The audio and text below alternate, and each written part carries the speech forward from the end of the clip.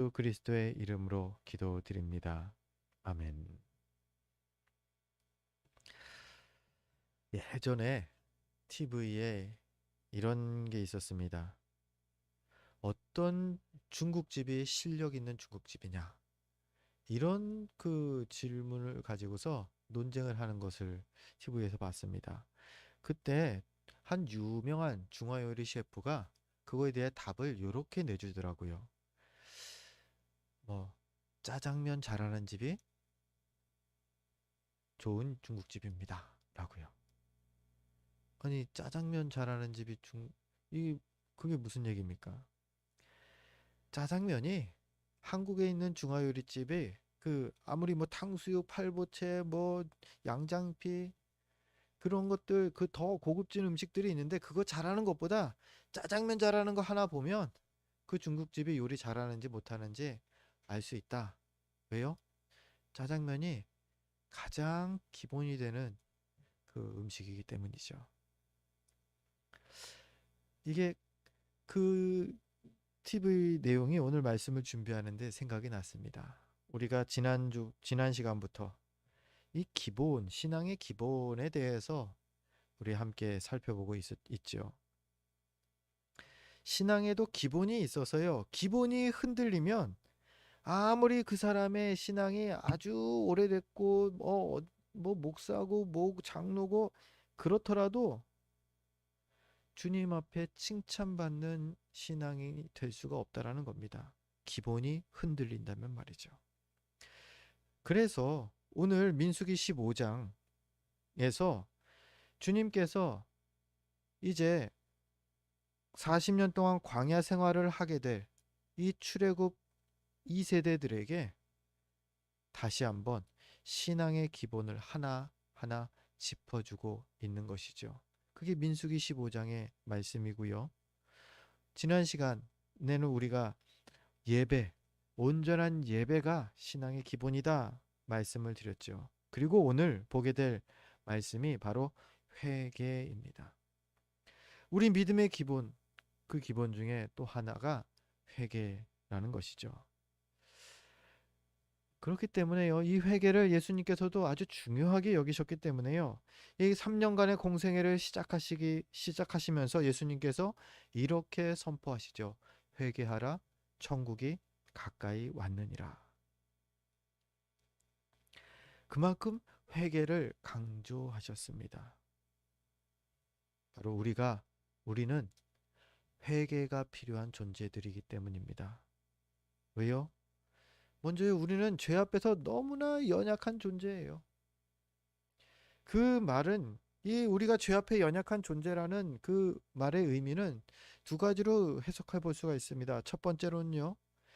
세상이 너무 죄악되다. 세상의 죄가 너무 강력하다라는 의미가 담겨 있습니다. 기네스북에 이런 기록이 있습니다. 물속에서 숨 오래 참기 기록. 세계 기록이 얼만큼 될 거라 생각이 드십니까? 저는 이거 보고 깜짝 놀랐습니다. 2021년 기준인데요. 기네스북에 등재된 세계 기록이 물속에서 숨 오래 참는 게 24분 33초입니다.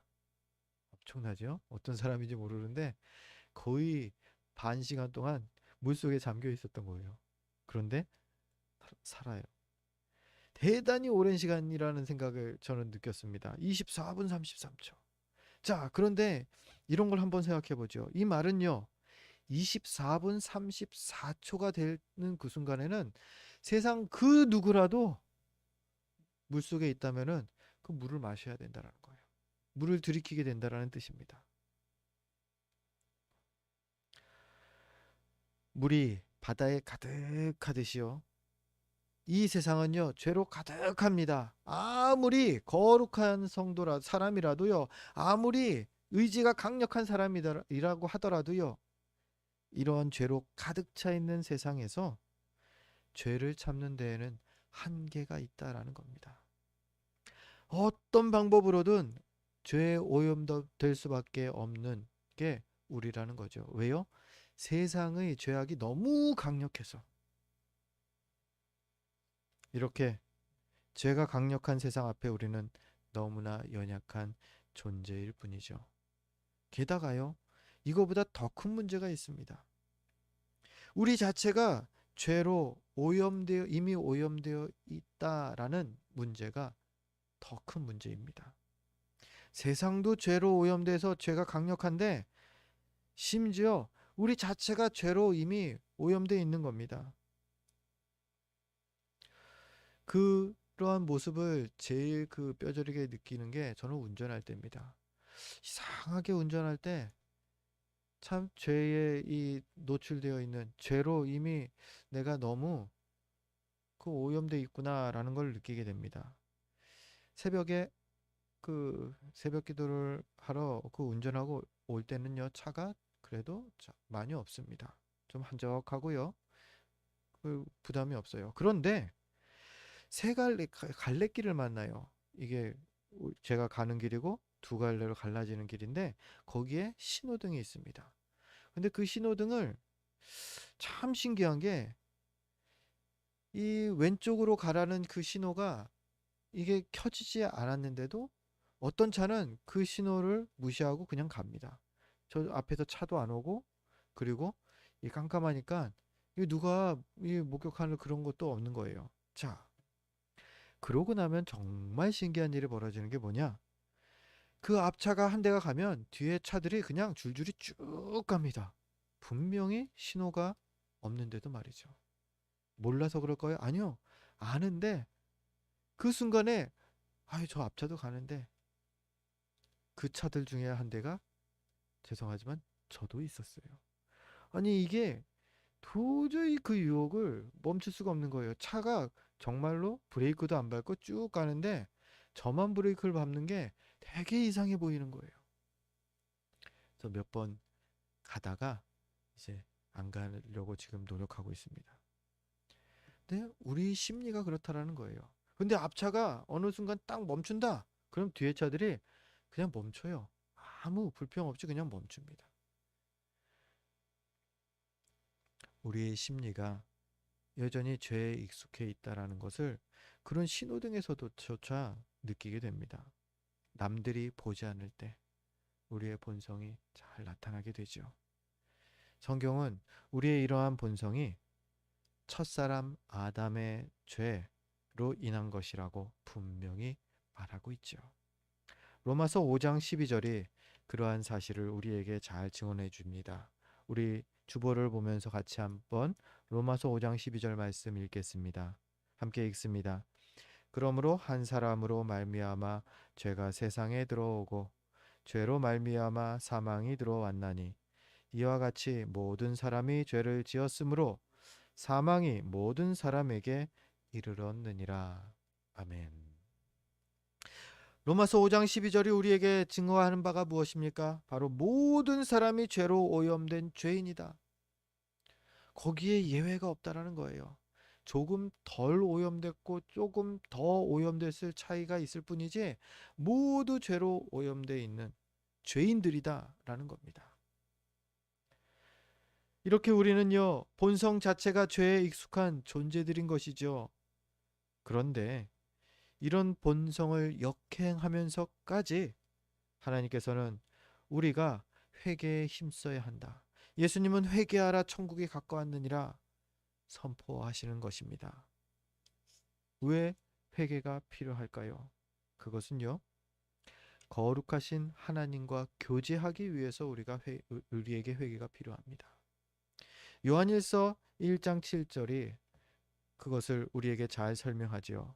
우리 주보를 보면서 같이 또 요한일서 1장 7절 말씀도 같이 읽겠습니다. 그가 빛 가운데 계신 것 같이 우리도 빛 가운데 행하면 우리가 서로 사귐이 있고 그 아들 예수의 피가 우리를 모든 죄에서 깨끗하게 하실 것이요. 아멘.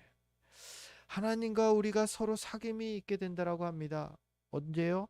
우리가 빛 가운데 거할 때, 우리가 죄악 가운데 어둠 가운데가 아니라 빛 가운데 거하게 될 때에 하나님과의 아름다운 교제를 회복하게 된다라는 거죠. 에덴 동산에서 아담과 하와가 누렸던 하나님과의 교제를 우리가 회복하는 것입니다. 여기서 우리는 분명히 알아야 될 사실이 있습니다. 하나님은 거룩하시다 라는 사실입니다. 이 사실이 때문에 우리가 회개해야 하는 것이고요. 거룩하시다라는 뜻은요, 주님께서는 결코 죄를 가까이 하지 않으시는 분이시다 라는 그러한 의미입니다. 그게 거룩이죠. 홀로 영원히 거룩하신 하나님이십니다. 이 하나님께서는 거룩하심을 이루는데 전혀 문제가 없으십니다. 그런데 문제가 발생했습니다. 뭐냐면요, 이런 거룩하신 하나님께서 죄인된 인간을 사랑하신다라는 것입니다. 이게 문제예요. 인간을 사랑하시니까 죄에서 죄인들을 구원하시려고 굳이 독생자 예수 그리스도를 이 땅에 보내신 것이고요. 화목제물로 삼으신 것이죠. 그게 우리에게 요한복음 3장 16절이 전하는 바 아닙니까? 하나님이 세상을 이처럼 사랑하사 독생자를 주셨으니 이는 그를 믿는 자마다 멸망하지 않고 영생을 얻게 하려 하심이라. 이 땅에 오신 예수님께서 인간의 모든 죄값을 대신 치르시고 우리를 깨끗하게 하셨습니다. 이 십자가 공로를 의지하며 나오는 모든 일들에게 이 죄사함의 은혜를 주신 것이죠. 그리고 이렇게 깨끗해지니까 거룩하신 하나님 앞에 우리가 나아갈 수 있게 된 것입니다. 그러한 자격이 생긴 것이죠. 근데 회개에 대해서 우리가 좀 오해하는 분들이 계십니다. 회개는 한 번만 한다. 맞습니까? 예수님께서 모든 죄를 다 사해 주셨으니까 그때 한 번만 하면 되는 거 아닌가? 구약의 제사는 분명히 반복했습니다. 그런데 신약 시대에는 예수님의 십자가로 한 번에 사함받게 된다. 일리가 있는 것 같지 않습니까? 그런데 그렇지 않습니다. 회개는 계속하는 겁니다. 반복하는 겁니다. 왜요? 날마다 죄를 지으니까요. 그러니까 날마다 회개를 해야 됩니다. 우리가 예배 중에 항상 회개의 고백을 드립니다. 왜요? 예배로 나아가기 앞서서 우리의 그 죄된 모습들을 고백하며 한 주간의 지난 시간 삶 가운데의 죄를 하나님 그리스도의 보혈로 깨끗게 하여 주옵소서. 주님 앞에 정결케 나아가기 위해서 회개의 기도를 짧게나마 우리가 공예배 때 드리는 것이죠. 오늘도 드렸습니다. 회개는 한 번만이 아니라요. 계속 해도 되는 겁니다. 그러면 또 이런 그 회개에 대해서 오해를 하는 분들이 많이 계셔서 짚어봅니다. 어떤 죄든지 용서하시는가? 모든 죄를 다 용서하신다. 성경에 그렇게 나오지 않습니까? 내가 뭐 이렇게 해도 하나님이 용서해 주시고 저렇게 해도 용서해 주시고, 그런데 성경이 정확히 말하는 바는 모든 죄를 용서하시지는 않으신다라고 성경이 말합니다. 자, 그걸 한번 볼까요? 먼저는 용서받는 죄. 오늘 본문에서 그러한 죄를 이렇게 표현하고 있습니다. 부지 중에 짓는 죄. 이 부지 중에라는 단어가 계속 반복되고 있어요. 24절에서 회중이 부지 중에 범죄하면, 25절에서도요. 그가 부지 중에 범죄함이며 또 부지 중에 범죄함으로 말미암아 라는 구절이 나오고, 또 27절에서도 만일 한 사람이 부지 중에 범죄하면, 26절에서도 그렇죠. 온 백성이 부지 중에 범죄하였으므로. 오늘 본문에서 그 계속 나오는 단어가 부지 중에라는 겁니다. 이 범죄했다. 부지 중에 범죄했다. 부지 중에가 무슨 뜻입니까? 두 가지로 우리가 정리해 봅니다. 내가 몰라서 범죄한 거, 부지 중에 범죄한 거죠. 또요, 나도 모르게 지은 죄. 몰라서 지은 죄가 있고요. 아는데 정말로 앞에서 차가 신호등을 위반하고 가니까 나도 그냥 하면서 따라서 하게 되는 거. 아는데 짓는 죄, 나도 모르게. 그것 또한 부지 중에 짓는 죄가 된다라는 것이죠. 이러한 죄들은 어떻게 되냐면요. 이러하게 속죄를 하면 내가 용서한다. 하나님께서 용서해 주시는 죄가 부지 중에 짓는 죄입니다. 그럼 반대는요. 계획 범죄죠. 이렇게 해서 이렇게 하니까 이렇게 해서 그래. 이렇게 지으면 아무도 모를 거야. 나는 죄를 많이 짓지 않는 걸 거야. 계획 범죄는 그다지 하나님께서 기뻐하지 않으시는, 이 구약 성경 민수기에서는 그러한 계획 범죄에 대해서는 내가 용납하지 않겠다 하시는 거죠. 죄 있다 말하겠다. 자, 그러면 우리는요. 우리 때는 하나님의 은혜가 더욱더 풍성한 시대입니다. 예수 그리스도께서 심지어 이런 죄까지도 다 용서해 주신다라는 거예요. 모든 죄, 용서해 주시는 죄에 부주중에 짓는 죄, 심지어는 계획한 범죄까지도 참회하며 고백한다면은 용서해 주신다라는 거예요. 요한일서 1장 9절 말씀이 그러한 의미를 우리에게 분명히 알려주죠. 우리 주보를 보면서 같이 함께 이 말씀 읽어보겠습니다. 만일 우리가 우리 죄를 자백하면 그는 미쁘시고 의로우사 우리 죄를 사하시며 우리를 모든 불의에서 깨끗하게 하실 것이요. 모든 불의에서 깨끗하게 해주시는, 그게 바로 그리스도의 십자가 보혈입니다. 예수 그리스도를 믿는 믿음이 우리를 모든 불의에서 깨끗하게 해주신다라는 겁니다. 그런데 그럼에도 불구하고 신약 성경에 용서받지 못할 죄를 또 명시하고 계십니다. 이 모든 불의, 계획 범죄까지도 다 용서하시는데 단 한 가지 특별한 죄에 대해서 용서하지 않으시겠다 말씀하십니다. 그게 바로 성령을 모독하는 죄. 마가복음 3장 29절입니다. 우리 마가복음 3장 29절 말씀 함께 읽어보겠습니다. 누구든지 성령을, 제가 주보에 제가 기재를 안 했습니다. 한번 들어주십시오. 누구든지 성령을 모독하는 자는 영원히 사하심을 얻지 못하고 영원한 죄가 되느니라 하시니. 이게 마가복음 3장 29절에서 기록된 말씀입니다. 성령을 모독하는 자 영원히 사하심을 얻지 못한다라는 거죠. 이 하나에 대해서만큼은 예수님께서도 용서하지 않는다 말씀하시는 겁니다. 자, 다시 돌아가서요. 회개가 모든 신앙 활동의 기본이라는 겁니다. 우리가 깨끗한 옷을 입기 전에 먼저 몸을 깨끗하게 하듯이 말이죠. 회개가 바로 우리 몸을 깨끗하게 하는 그러한 모습이라는 겁니다. 그렇다면 회개는 어떻게 드리는 것일까요? 어떻게 하는 게 온전한 회개일까요? 그것을 우리 간략히 세 가지 단계로 우리 나누어서 살펴보려고 합니다. 첫 번째 단계는요, 죄를 인식하게 되는 것입니다. 물론 우리가 죄가 죄인 줄 깨닫게 되는 것은 성경이 말하다시피 하나님의 말씀으로 우리가 죄임을 깨닫게 되는 겁니다. 대한민국 헌법에, 민법에, 저기 뭐 형법에, 아니요. 대한민국 법으로 죄를 구분하는 게 아니라 하나님의 말씀으로 구분되는 죄를 말하는 겁니다. 그래서 대한민국의 법으로는 불법인데 성경으로는 합법인 경우도 있어요. 뭐 요즘 차별금지법 이게 통과가 돼 버리면은 법적으로는 그게 요 앞에서는 뭐 동성애에 대해서 뭐 반대한다라는 말을 하면 안 된다고 하죠. 그런데 성경은 분명히 하지 말라라고 돼 있죠. 성경의 법대로면은 하지 말아야 되죠.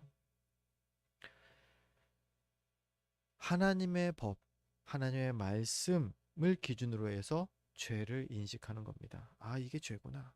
하나님 앞에 이게 죄구나. 자, 그리고요. 이 죄를 인식하게 되었다라는 것은요. 내게 회개의 때가 되었다라는 주님의 사인입니다. 어떤 사람은요, 10년, 20년 신앙생활을 했는데 그것이 죄인 줄 모르고서 그냥 거리낌 없이 행동하는 분이 계셔요. 그분한테는 때가 안 된 거고요. 나는 어제부터 신앙생활 했는데 이게 죄가 죄라고 느껴졌어요. 성경이 하나님 앞에 너무 부끄러운 모습인 거라는 생각이 드는 거예요. 그렇다면요, 하나님께서 나에게는 회개의 때를 지금 주신 겁니다. 그래서 믿음이 성숙할수록요, 인식하는 죄가 많아집니다. 하나님께서 이것도 죄다, 저것도 죄다, 성경으로 막 성경 말씀을 더 가까이 할수록 죄가 더 많아져요. 그래서 심지어 사도 바울은 뭐라고 합니까? 내가 그래서 죄인 중에 괴수가 되었어. 제일 죄를 많이 깨달은 거예요. 그만큼 하나님 앞에 더욱더 순결하기 위해서 더욱더 힘쓴다라는 것이죠. 회개한다라는 것이죠. 그런데 우리가 주의해야 할 부분이 있습니다. 그렇기 때문에 서로가 서로에게 정죄해서는 안 된다는 겁니다. 아니, 나는 이게 죄인 줄 아는데 저 사람은 그것도 몰라. 굳이 들춰내면서 막 핀잔 주는 거, 그거는 지혜롭지 못한 거고요. 그것은 하나됨을 방해하는 거죠. 아직 못 깨달은 것일 수 있다라는 겁니다. 말씀드렸다시피 주님의 때가, 회개의 때가 나와 그 사람이 다를 수 있다라는 거예요. 예수님께서도 그 말씀을 하시죠. 형제의 눈 속에 있는 티를 너가 막 뭐라고 하지 말고 먼저 네 눈 속에 있는 들보 먼저 빼라. 순서가 그렇다는 거죠. 그러니까 나는 이게 티가 너의 눈에 있는 티가 보이는데 저것 좀 빨리 너 바꿔라 하지 말고요. 먼저 내게 더 큰, 아직 회개하지 못한, 깨닫지 못한 그런 죄의 모습을 주님 앞에 그 깨달을 수 있도록 은혜를 구하라는 거예요. 이렇게 죄를 깨닫는 것이 우리가 회개를 위한 첫 번째 단계라는 겁니다. 모르는데 어떻게 회개합니까? 죄가 죄인 줄, 죄가 아무리 주변에서 죄라고 해도 내가 죄라고 느껴지지 않는데 그것을 어떻게 참 회개한다라는 겁니까? 그래서 먼저 하나님께 은혜를 구할 때 내 죄를 깨달아 알게 하옵소서. 그게 먼저 첫 단계고요. 그 다음입니다. 죄가 깨달아졌다. 그렇다면요, 아, 이제 회개의 때가 됐구나. 무엇을 합니까? 드디어 죄를 입술로 고백하는 겁니다. 앞서 읽었던 요한일서 1장 9절 말씀이었죠. 만일 우리가 우리 죄를 자백하면 그는 미쁘시고 의로우사 우리 죄를 사하시며 우리를 모든 불의에서 깨끗하게 하실 것이요. 죄를 이제 자백해야 한다는 거예요. 깨닫기만 하고 마음에 그냥 담아두고 그게 끝이 아니라는 거예요. 회개는 그 다음이 있어야 합니다. 진지한 회개는 깨달은 죄를 입술로 고백합니다. 누구에게요? 하나님 앞에.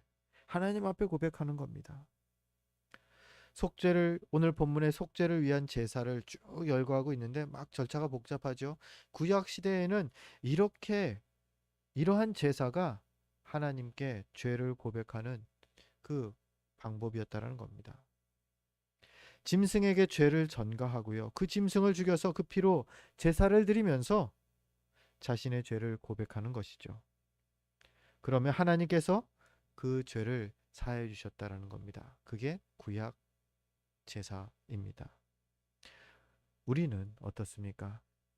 예수 그리스도의 십자가 공로로 이제 짐승 제물을 드리는 제사 대신에 그리스도의 피로 죄를 고백하는 것이 가능해진 겁니다. 얼마나 간소화됐습니까? 얼마나 절차가 쉬워졌습니까? 이렇게 고백하는 것이 회개 기도죠. 만일 죄를 깨달았는데 회개의 고백이 없다면 어떨까요? 그거는요, 성경에 마음으로 믿어 의에 이르고 입으로 시인해서 구원에 이르느니라 말씀하셨는 그 말씀이 이루어지지 못하는 것이죠. 마음으로 깨달았는데 입으로 시인하지 않는다면요, 회개에 대한 온전한 회개가 아니고요, 온전한 구원이 아니게 된다라는 거죠.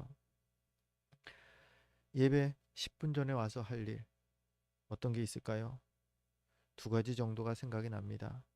첫 번째는요, 오늘 주실 은혜를 기대하며 구하며 기도하는 겁니다. 또 두 번째로는요, 지난 한 주 지내면서 지었던 나의 죄된 모습들을 주님 앞에 먼저 회개하는 것입니다. 부지 중에 지은 죄까지 말이죠.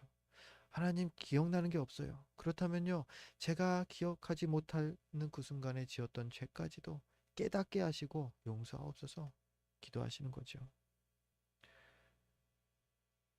그렇게 깨끗하게 예배로 나아가도록 우리가 힘써야 하는 것입니다. 그럴 때 주님께서 우리 죄를 용서하시는 거고요. 자, 그렇다고 해서요, 우리가 여기까지 한다고 해서 죄를 고백했다, 하나님께서 고백했다, 말씀대로 하나님께서 죄를 용서해 주셨다, 이걸로 끝일까요? 아니요. 회개의 온전한 회개에는 그 다음 마지막 세 번째 단계가 있다라는 겁니다. 모든 이 죄에 대한 책임은 져야 한다라는 겁니다. 하나님이 용서해 주셨습니다. 용서했는데 책임은 안 져도 된다? 그것은 아닙니다. 다윗이 그랬습니다. 다윗이 밧세바를 범하죠. 음행의 죄를 저질렀습니다. 거기다가 한 걸음 더 나아가서 밧세바의 남편 우리아를 전쟁터에서 일부러 죽이는 살인 교사죄까지 짓습니다. 엄청난 꽤 큰 죄들이죠. 그것을 나단 선지자가 와서 꾸짖자 다윗이 그 자리에서 회개하기 시작합니다. 그리고 나단 선지자가 말합니다. 하나님께서 당신의 그 회개를 받으십니다. 하나님께서 용서해 주십니다. 단 용서해 주시는데 거기서 끝이 아니라는 거예요. 단 지금 밧세바와 당신 사이에 이제 아이가 출산하게 될 텐데 그 아이는 하나님께서 그 생명을 거두어 가실 것입니다. 분명히 죄에 대한 용서는 하셨는데 거기에 대해서 용서하셨으면 아기를 살려주셔야 되는데 그거는 하나님께서 하시지 않으시겠다라는 거예요. 뭐예요? 죄에 대한 너가 지어야 될 책임이다. 이 사건은요, 진정한 회개에 대해서 우리에게 아주 중요한 사실을 우리에게 알려주고 있습니다. 바로 주님께 죄를 고백하고 용서를 받았다고 끝이 아니라는 것이죠. 앞서 죄를 고백했을 때 주님과의 관계는 분명히 다시 회복된 게 맞습니다. 하지만 여전히 죄에 대한 책임은 남아 있습니다. 마태복음 5장 23절과 24절에서 예수님께서 그러한 부분을 이렇게 표현하십니다. 우리 주보에 나오니까 주보 같이 함께 마태복음 5장 23, 24절 말씀 함께 읽습니다. 그러므로 예물을 제단에 드리려다가 거기서 내 형제에게 원망들을 만할 일이 있는 것이 생각나거든 예물을 제단 앞에 두고 먼저 가서 형제와 화목하고 그 후에 와서 예물을 드리라. 무엇입니까? 하나님 앞에 그냥 와서 하나님과의 관계만 잘 회복되었다 해결하면은 끝이 아니라는 거예요. 그 전에 예배로 나오기 전에 먼저 가서 형제와 화해해라. 그 관계를 회복해라. 그 관계가 중요하다 말씀하시는 거 아닙니까? 예수님 당시에 아주 안 좋은 그, 그 관습이 있었습니다. 예수님께서 지적한 것이 무엇이냐? 고르반이라고 하면 다 뭐든지 다 면제가 되는 거예요. 고르반이 뭐냐? 하나님께 드림이라는 뜻입니다. 가령 뭐 부모를 뭐에게 무슨 일을 섬겨야 될 그 상황에 고르반 하면은 부모 섬기는 것도 다 배제가 된다라는 거예요. 즉, 이 하나님을 위해서 내가 이 시간은 이걸 써야 돼라고 한다면은 다 배제가 된다라는 거죠. 그런데 그것을 예수님께서 책망하시죠. 아니야. 하나님께 드린다라는 것을 핑계로 쓰지 마. 예수님 말씀하십니다. 뭐예요? 할 일은 해야 한다라는 거예요. 회개에 대해서 하나님과의 관계를 회복했다. 하나님께 나의 그 모든 회개의 과정 다 끝났다가 아니라는 거예요. 이 땅에서 내가 지어야 할 책임이 있다는 겁니다. 혹 누군가에게 상처를 준 일이 있다. 먼저 하나님 함께 회개해야지요. 그럼 거기서 끝이냐? 그게 아니라요. 그 상대와의 관계를 해결하는 것, 관계를 다시 회복하는 건 또한 우리의 책임이라는 겁니다. 회복하지 않아서 겪게 될 그 어려움들, 그 어려움들은 우리가 감당해야 할 몫이 될 것이다 라는 말씀이죠. 이 회개, 이 온전한 회개를 위해서 우리가 할 일은 이러한 것이 있습니다.